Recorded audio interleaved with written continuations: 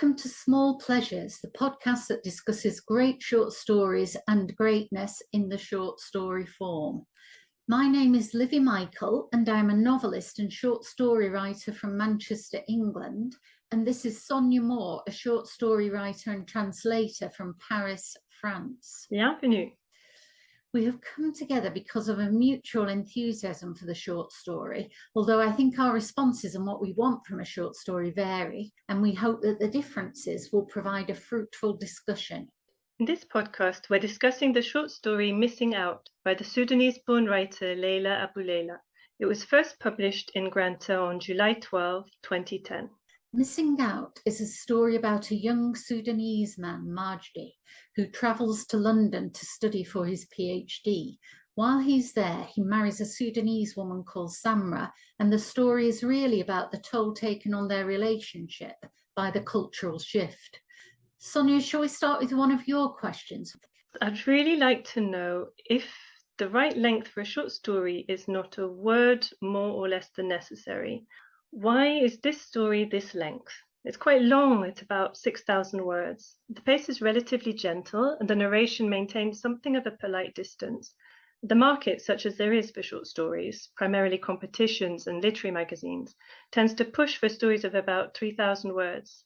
So what do you think would be lost if this story was shorter? Well, it's quite a complex story, isn't it? With two settings and cultures, the political context and flashbacks, and that seems to affect the form as well as the length. It's very rich. Is the story's form unusual for contemporary short story? Might it be unusual in starting with context and setting? The story consistently presents multiple perspectives, and it manages to keep us shifting from Khartoum and London from beginning to end, either transporting through changes of location or by presenting the distance travelled by the character's mind and heart, revealing the homes they hold within, which they revisit or are revisited by. We're a long way from this idea that writers sometimes borrow from classical theatre and Aristotle about the unities of action, time and place. True, and there are several flashbacks as well, but I think there is unity in that the story builds to a single climax, and the complications of form possibly reveal the complex context behind the breakup of the relationship. I felt this coherence too. One of my other questions was who's narrating? The narrator seems to be telling the story from a distance, enabling us to slip from Majdie's letter writing down the phone to his mother in Khartoum and back to Majdie's student halls through the eyes and ears of passing students. So several different perspectives just in the first paragraph. And sometimes I seem to hear a kindly but ironic smile in the narrating voice, which describes Majdie's mother as that woman and comments on Samra's confirmation of Majdie's brilliance, saying he knew he was all along. I was tempted to interpret this as the voice of the writer. Is that fair? I mean, I felt the irony when the narrator says it is pointless to resist fate, apparently from Majdie's perspective, although Majdie is the scientific and pragmatic one. So, yes, it's the creation of a narrative voice that weaves between cultures and perspectives. There's an interesting comment about polyphony in TESSA HADLEY's work in an article about her, and the complex use of voice that makes it hard to establish precisely whose voice we're hearing. Weiss was making this comment with reference to class, but maybe there's always likely to be an ambiguity of narratorial position and voice whenever a story shifts between social and cultural designations. It's really interesting to compare this with the negotiation of class boundaries. I saw this story more in terms of cultural boundaries and the difficulty presented by living one's faith when one is a member of a minority faith. But this comparison with class seems very pertinent. I guess because culture is so complex and multifaceted, most people are in constant negotiation with boundaries. I even felt negotiation between my own boundaries and preconceptions and this story to some extent. A slight mismatch with the view of London presented by Majdie and my own view. He sees England as chipping away at his faith and at all faith, whereas I'm often astonished by what a religious country England is. I see no real tradition of secularism there, for example. It's great to have this friction. It's kind of world expanding. I think the point about faith is really important, and I want to return to it. But is there more to say about the narration here while we're on this topic? But I did wonder who the narrator is telling this story to. Well, that's a great question. And it's probably always a question for people writing about the tension between two cultures. You can compare it to working class writers who are always telling their stories to middle class readers, for instance. And in one interview, Aboulela says the norm for European literature is Eurocentric, white, and Christian. She says she does have to ask herself how much her reader knows about Islam, how much needs to be explained. And that suggests to me that she is writing for both cultures with an awareness that the Christian one may dominate. Yeah, Bothness emerged for me too. Some of the words and references seemed intended to speak to insiders of Sudanese and Muslim culture, like the simile about breaking a fast. And some seemed more intended to speak to outsiders like me, such as the simile comparing Samra to a holidaymaker or explaining that Majdi is the first man she's known. I noticed also that italic was used for some of the so-called foreign words, but not for the honorific ustaz. Increasingly, style guides prescribe non-italic for non-English words used mainly in English texts, supposedly as a more inclusive and multilingual approach. And through publication by Ada, I had the experience of my French words being non-italicized, and it felt wonderful to have both languages rubbing along together as they do in my private life. But when I tried to adopt this approach in my creative writing, I came upon a word that existed in both French and English, which I wanted to be understood in the French sense. So I fell back on italic.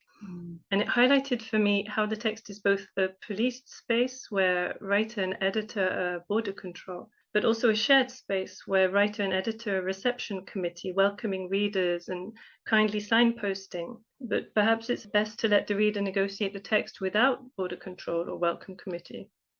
That's such an interesting idea, since the way a word appears on the page so clearly signposts how we read it politically and culturally. What is the norm here in this story? Is there one?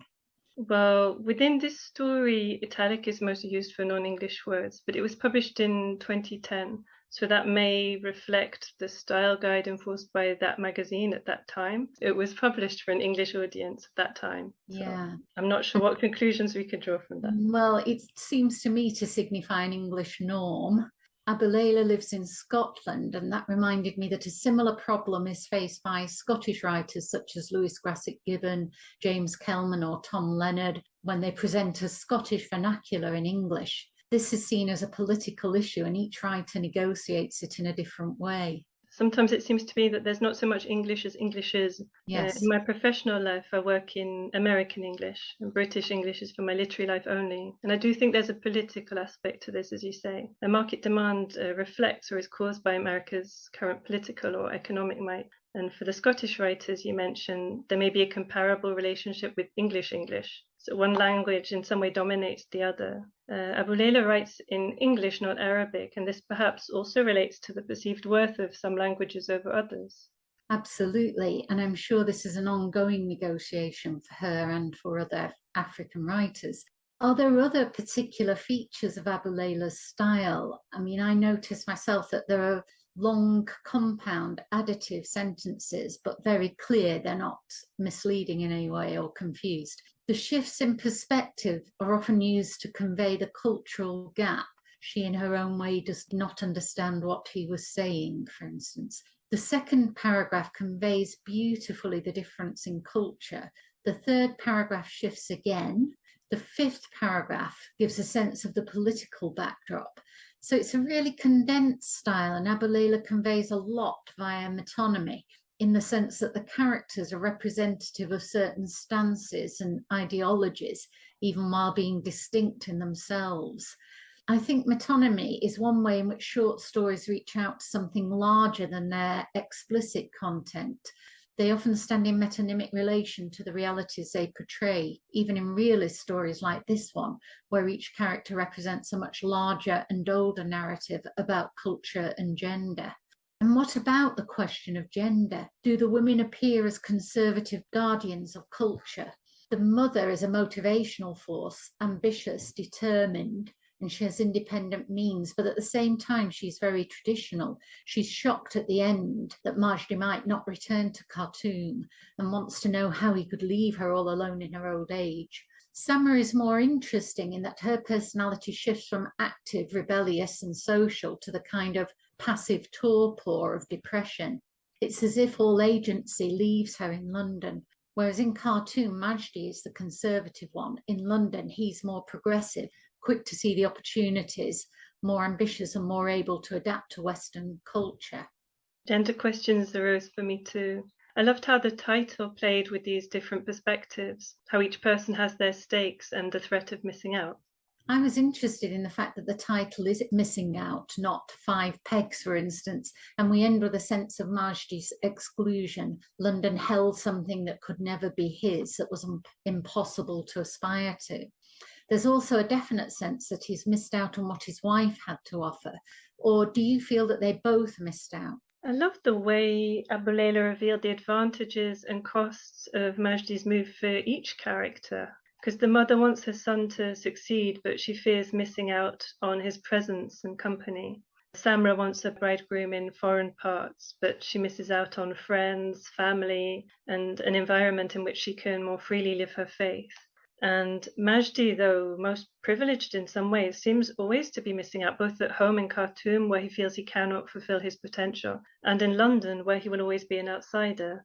Each character seems caught in this complex reckoning. And Majdi often seemed to be reckoning in terms of money and time. His wife is described as cheap and hassle-free, and praying is seen as inconvenient, even though his time is more blessed as a result. I think complex reckoning is a great term for what's going on here. And you point out that there are many shifts in perspective, but it seems to me that we see events mainly from Majdi's point of view.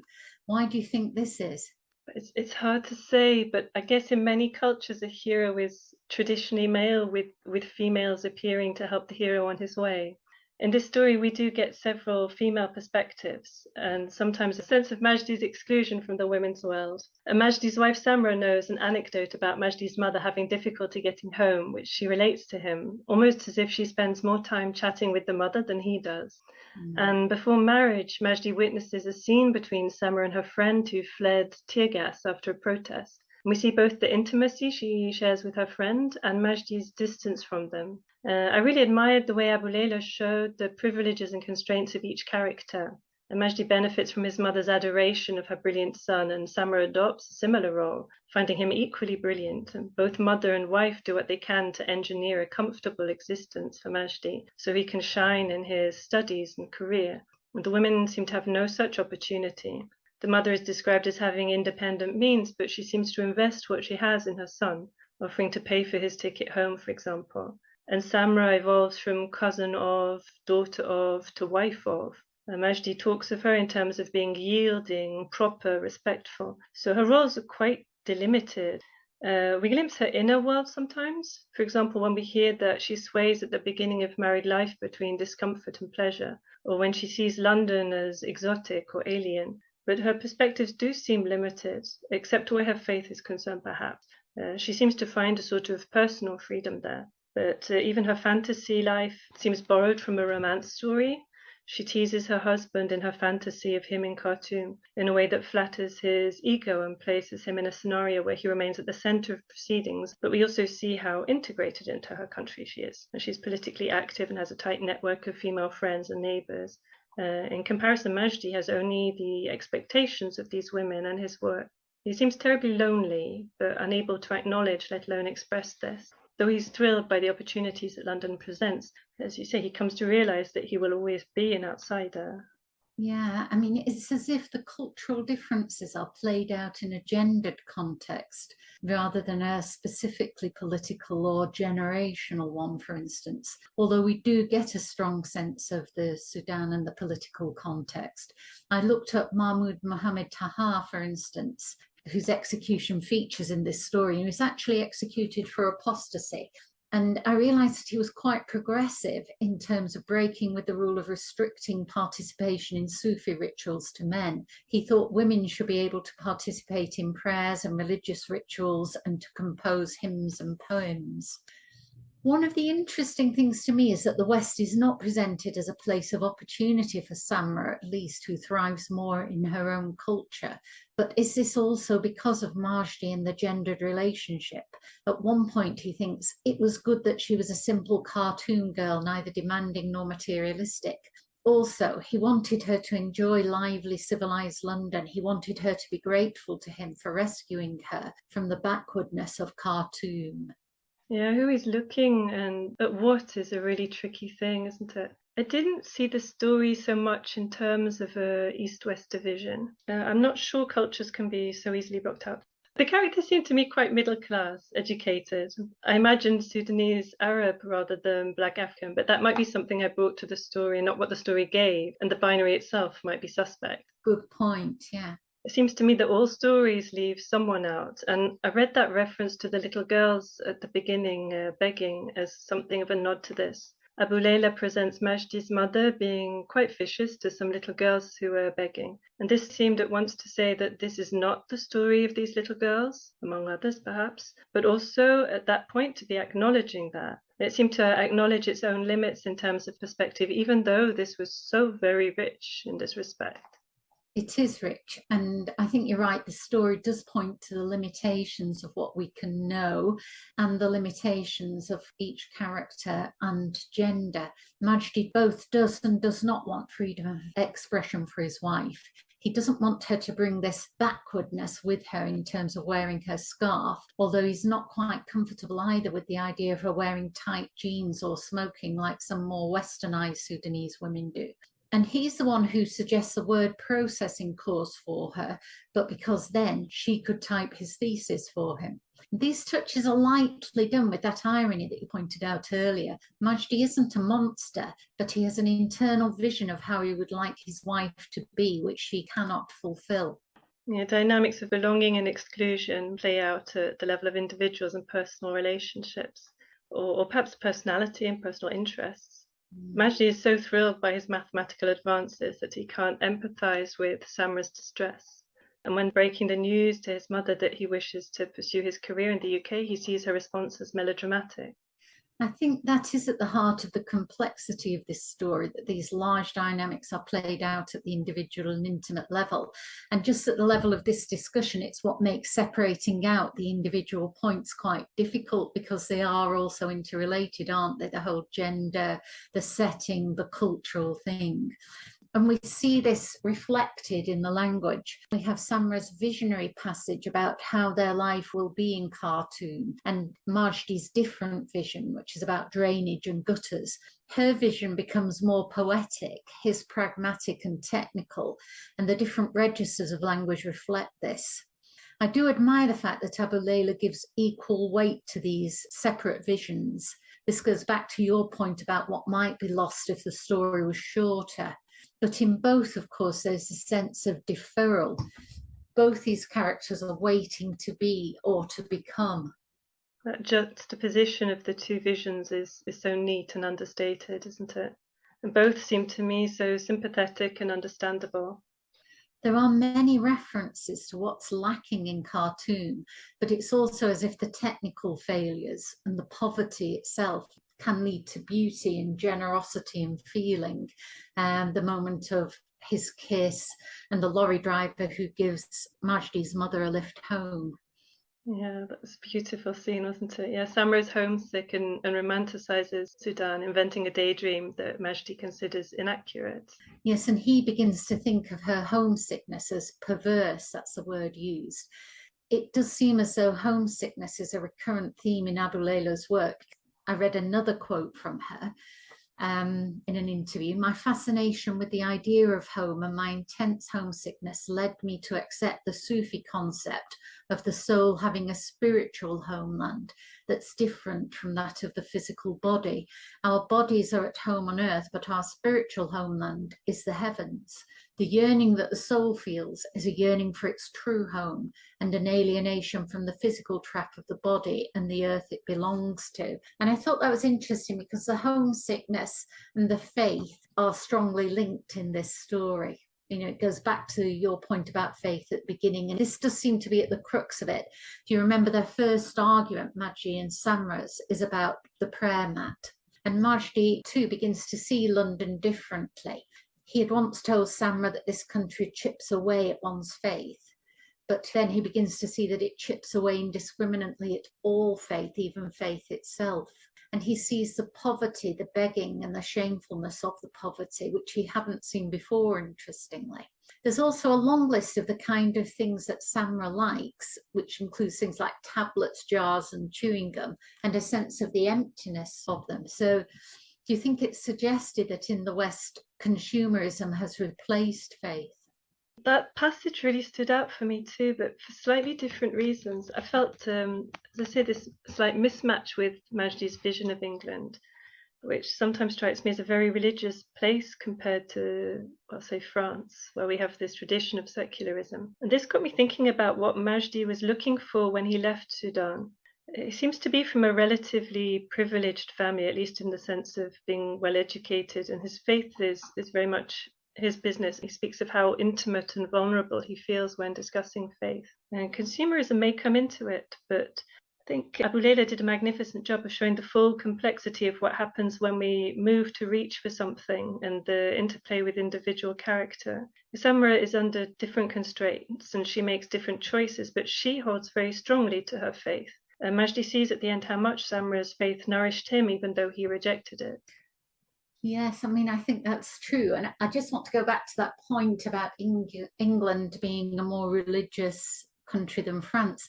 So from my perspective, England is much more secular than it used to be. So we don't have as many religious school assemblies anymore. I always grew up with a religious school assembly, and congregations everywhere are really dwindling. But I must say that I spent a little time in Saudi Arabia, and obviously I was an outsider there, but I was very powerfully aware of the faith, the religious context there, the constant calls to prayer, for instance. But I did like the fact that we see that the West does not hold out endless opportunities for Samra, because that neatly deconstructs the usual Western myth about women, that the West is better for women. And I also felt that there was a really good scene between the woman who teaches Samra when she does finally go on the word processing course. And this woman has been to Tunisia for her holidays and feels that she can talk with some authority about how Samra must feel about war and famine and the Sudan in general. And Samra is obviously outraged by this and she won't go back to the class. Yeah, that was a brilliant scene. Yeah. I wonder if to some extent this is a story about distance, the choice for immigrants and emigrants to hold on or to let go, always negotiating the distance between them and others or other aspects of themselves in their various homes. Majdi first observes Samra from afar. In particular, there's the scene where he watches her running from the demonstration and then she freshens up. He's at a physical distance. And the narration is from a distance of time or reminiscence also. And then there's an emotional distance because he's isolated by his own cynicism at her political engagement. And he lets her go unapproached, just as he later lets her go back to Sudan, where he stays in London. The emotional climax, when Samra's distress is revealed through Majdi's point of view, is also narrated in second person. So we become this oddly impersonal voice describing the scene of Samra in an almost catatonic state on her bed. And the effect is perhaps to jolt us into feeling. So it works like an estrangement technique. And the story itself is set some years back. So I suppose we're all immigrants in this space that's no longer ours. Yeah, that's a really interesting point about the distance. And Aboulela's life seems to encompass several countries. And again, maybe there is always a difficulty in deciding on the narration if you're presenting a tension between two cultures. The narrative voice is going to become more complex. I found it interesting that neither of these main protagonists are given a first-person narration, although it does come close to that in the two paragraphs that describe their different views of Khartoum. Here, the narration moves from the external to the internal. And as you say, throughout the story, it presents a number of points of view. Majdi's mother, for instance, is an important character, vividly presented, but also I felt representative of a certain kind of Sudanese mother, perhaps. You felt that she was a type? I mean, I felt she was representative. I think it's possible to be both characterized and to represent a certain type of, say, you know, we get that sometimes with a Jewish mother in fiction. Interesting that Aboulela's own mother was Egyptian, apparently, and an academic, so very different from the mother in this story. So what do you feel we can learn from this story and from Abouleila's style? But I felt that I was being asked to hold several viewpoints, so to shelve a tendency towards binary thinking and to hold this and that, not this or that, in mind. This is maybe familiar to many people who straddle cultures. It's something I've often noticed among biculturals. I think there's an essay about this by Zadie Smith. I'll look up the name and we can include that in the references. She talks about bothness as a way of being. There's a lot of delicate direction from Aboulela, paraphrasing and subtle exposition. I love the way she used the word naturally to say that Majdi was the first man in Samra's life. It seemed to reflect both simultaneous insider and outsider positioning. I felt that I had to listen without judgment to certain things that I wasn't sure how to interpret, such as the gap between Majdi's academic success in Sudan and his struggle to keep up in the UK. I wasn't sure if this was due to difference in academic requirements between school and university, or the academic level between two countries, or just the stress faced by any university student. Yes, that's right. This gap isn't explained, so the reader has to fill it in. The management of narratorial distance was masterful, so that's something I tried to learn from this story. There's that slightly distant observation and the shifty positioning of the narratorial voice with recurrent shifts and periodic zooms in and out. And there's that scene where we see Samra's distress, which seems so much more powerful from being seen at a distance through Majdi's eyes, and that sudden shift to second person, which seems to make it also more personal and more direct. So what would you flag up for learning, Livi? How would you write a story like this one? I think there is a lot to learn from it if you want to write a story that shifts between perspectives, whether cultural or generational, political or based on class or gender. As you say, there's a lot of delicate steering from the narrator, but also the use of register and idiolect is really important. The two protagonists grow further apart, and this is reflected in their internal language, their separate visions of how things could be. It's really a tragic love story, though delivered with a light touch and without sentiment or cliche. It says a lot about the impact of culture on relationships while remaining particularized in the use of detail, the chewing gum, the curl of Samra's hair, etc. And so it's very moving and convincing. You would have to hold both perspectives in an equal light, as it were, and pay attention to the subtleties of difference. It was wonderful to feel that you were individuals in all their singularity and nuance. It's so beautifully and delicately rendered with understanding and insight. Absolutely. It's part of what makes a story so rich and complex, and I hope we've done it some justice. So once again, we've been discussing Missing Out by Leila Aboulela, which is available online via Granta magazine. Thank you for listening to this Small Pleasures podcast, and do keep your eyes and ears open for our next one. Watch this space. We have many great short stories to cover. Until then, goodbye from me and Sonya. À très bientôt.